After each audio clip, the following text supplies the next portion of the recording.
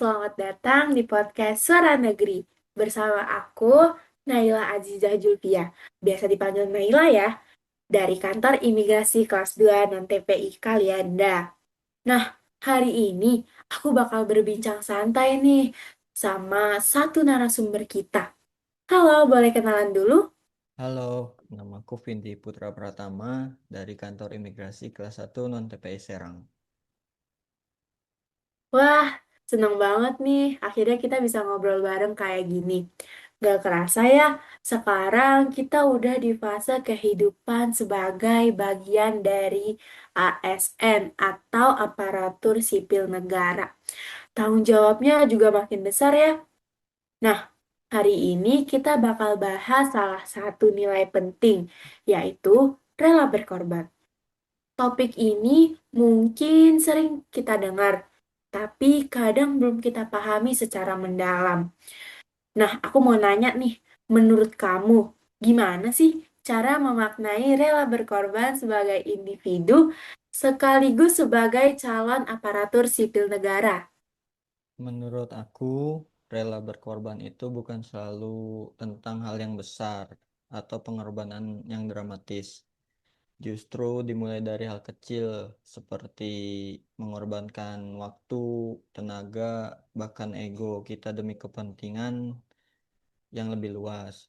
Sebagai calon ASN, itu bisa berarti mendahulukan kepentingan masyarakat dibandingkan kepentingan kita kita pribadi. Berarti sebenarnya sederhana ya, tapi konsistensinya yang jadi tantangan. Betul, karena yang sulit itu bukan melakukannya sekali, tapi menjadikannya kebiasaan. Kalau kita tarik ke kehidupan sehari-hari nih, menurut kamu contoh sederhana, yang paling sederhana aja deh, dari sikap rela berkorban itu apa aja sih?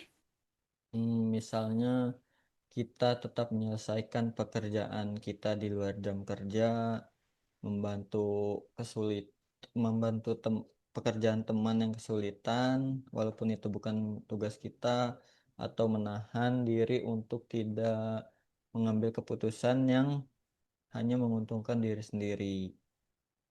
Wah, ini relate banget nih. Apalagi di lingkungan kerja tim ya, lingkungan kerja yang saling berdampingan. Menurut kamu, kenapa sih sikap rela berkorban itu penting banget buat kita milikin, khususnya di dunia pemerintahan? Karena kita bekerja untuk masyarakat. Kalau kita terlalu mementingkan diri sendiri, pelayanan yang kita berikan tidak maksimal. Dengan adanya sikap rela berkorban, kita bisa bekerja dengan lebih tulus, lebih peduli, dan lebih bertanggung jawab. Jadi sebenarnya ini bukan cuma soal moral ya, tapi juga berdampak langsung ke kualitas pelayanan publik. Iya, betul sekali, Mbak. Tapi jujur nih, menurut aku di era sekarang yang serba cepat, terus cenderung individualistis, kadang tuh orang jadi lebih fokus ke diri sendiri gak sih? Nah, menurut kamu, apa tantangan terbesar dalam menerapkan sikap rela berkorban pada kehidupan saat ini? Tantangannya itu ada di pola pikir. Sekarang banyak orang lebih mengutamakan kenyamanan pribadi. Jadi ketika harus mengalah atau berkorban itu terasa berat. Apalagi kalau tidak ada apresiasi. Kadang orang menjadi sia-sia, merasa sia-sia gitu. Nah, itu dia. Pernah nggak sih kepikiran kayak aku nih udah berkorban, aku udah segininya. Kok orang-orang biasa aja ya? Kok orang-orang nggak ngehargain aku ya? Itu gimana ya cara kita menyikapi hal-hal tersebut supaya kita tuh bisa konsisten dengan rela berkorban itu tadi? Menurutku kita harus meluruskan niat. Kalau kita melakukan sesuatu dengan tulus dan ikhlas, seharusnya tidak bergantung pada apresiasi. Selain itu, kita juga perlu mengingat bahwa peran kita sebagai ASN adalah pelayan masyarakat. Jadi memang sudah menjadi tanggung jawab kita sehari-hari untuk bekerja dengan tulus. Jadi kuncinya balik ke diri sendiri lagi ya. Balik ke niat awal kita itu gimana. Ya. Nah, selanjutnya kalau kita bahas sedikit lebih dalam nih, lebih mendalami lagi ya. eh, apakah rela berkorban itu ada batasnya? Atau emang karena kita rela berkorban, kita harus ngalah terus nih? Itu gimana ya? Menurutku tetap ada batasnya. Rela berkorban bukan berarti segalanya apa bukan berarti mengorbankan segalanya sebagai sampai merugikan diri sendiri secara berlebihan. Kita tetap harus bijak, tahu kapan kita harus mendahulukan kepentingan umum dan kapan harus mendahulukan kepentingan diri sendiri. Wah, ini penting banget sih. Jadi kita tetap harus menjaga keseimbangan ya di antara dua hal tersebut, antara profesional sama personal. Nah, kalau dalam konteks sebagai generasi muda nih, kita kan generasi muda nih di pemerintahan. Gimana sih cara kita menumbuhkan sikap rela berkorban ini dari sekarang? Bisa dimulai dari hal kecil seperti disiplin, bertanggung jawab, tidak egois dalam bekerja, dan mau mendengarkan pendapat orang lain.